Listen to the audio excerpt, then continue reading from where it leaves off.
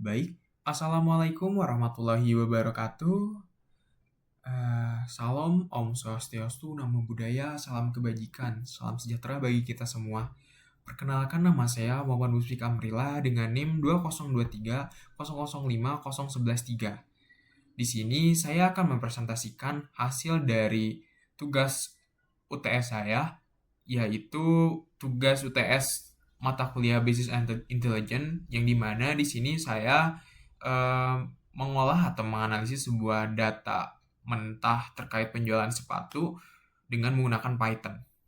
Oke, untuk itu pertama-tama yaitu kita masuk kepada tahapan pertama, yaitu import library. Nah, pada langkah pertama ini seperti adanya Pandas, NumPy, Matplotlib, Escalon, Seaborn. Nah, ini tuh merupakan komponen utama dalam proses analisis. Nah, Pandas dan NumPy ini tuh berfungsi untuk membantu kita dalam membaca dan mengolah data secara efisien. Nah, sedangkan Matplotlib digunakan biasanya untuk membuat grafik yang informatif. Nah, sedangkan si Escalon ini tuh biasanya menyediakan berbagai metode analisis seperti clustering dan prediksi. Nah, biasanya dengan adanya library ini, eh, kita tuh dapat mempermudah gitu. Maksudnya kayak kita tidak perlu membangun fungsi dari awal gitu, dari nol.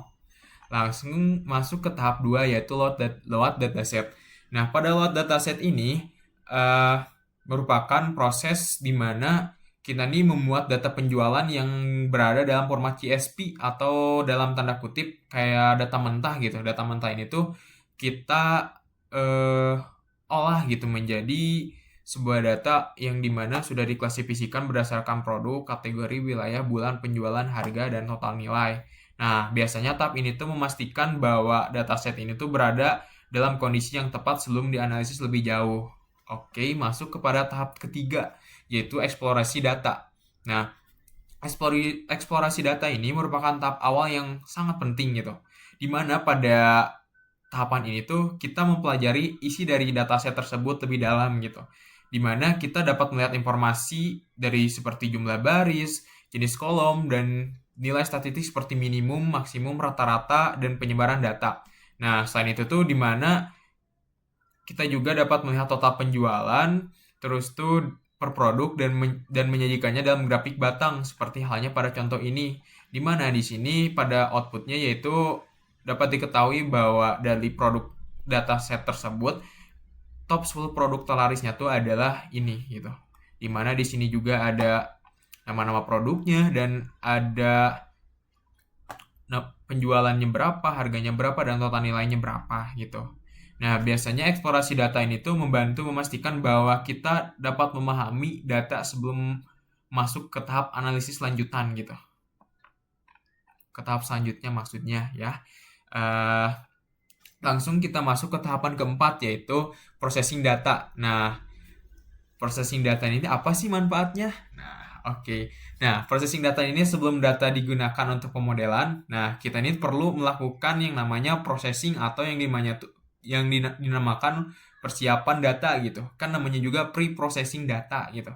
Nah, pada tahap ini nilai harga dan penjualan dinormalisasi agar berada dalam skala yang sama sehingga si model ini tuh dapat membaca pola dengan lebih akurat gitu. Biasanya selain itu dengan kita mengubah kategori seperti produk, kategori wilayah, dan mulai menjadi angka menggunakan label encoding nih, seperti halnya pada ada di sini gitu. Nah, langkah ini benar-benar sangat penting gitu, dimana karena algoritma mesin learning itu tuh umumnya hanya menerima data numerik gitu. Langsung kita masuk ke tahapan kelima, yaitu clustering analysis. Nah, pada tahapan ini clustering ini tuh untuk apa sih digunakannya gitu. Nah, clustering ini tuh digunakan dengan metode Q-means. Nah, jadi sebelum itu tuh clustering ini tuh bertujuan untuk mengelompokkan data berdasarkan pola tertentu. Nah, dalam hal ini tuh hubungan antara harga dan penjualan. Nah, dengan clustering itu kita dapat melihat kelompok produk yang memiliki karakteristik serupa seperti produk dengan harga rendah namun penjualan tinggi gitu, atau mungkin produk lainnya gitu. Nah, biasanya hasil clustering divisualisasikan dalam bentuk grafik sehingga pola kelompok menjadi mudah dipahami. Nah, di sini sudah kelihatan bahwa terbagi menjadi beberapa cluster dan ini nama produknya gitu. Biasanya analisis ini tuh benar-benar sangat berguna buat kayak segmentasi produk, penentuan strategi harga, dan perencanaan promosi yang lebih tepat sasaran gitu dengan adanya penggunaan clustering dengan metode Keynes ini gitu. Lalu selanjutnya pada tahap prediksi penjualan. Nah, tahap ke-6 atau prediksi penjualan ini tuh berfungsi untuk dimana kita tuh memprediksi gitu. Dimana apa ya? Iya, jadi di sini tuh kita bertujuan dengan tahapan ini tuh kita bertujuan untuk memprediksi penjualan berdasarkan variabel harga dan wilayah gitu. Dengan melalui model ini tuh kita bisa mempelajari bagaimana perubahan harga dapat berdampak pada tingkat penjualan atau bagaimana perbedaan wilayah mempengaruhi permintaan. Nah, biasanya ini tuh diukur dengan R2 score. Nah, seperti halnya pada ini, yang dimana di sini tuh berfungsi untuk menunjukkan seberapa baik sih model ini tuh mampu menjelaskan variasi nilai penjualan aktual. Biasanya semakin tinggi nilainya, semakin baik kemampuan model dalam memberikan prediksi yang mendekati kenyataan. Maupun sebaliknya, semakin kecil nilainya, maka prediksi tersebut kurang dalam hal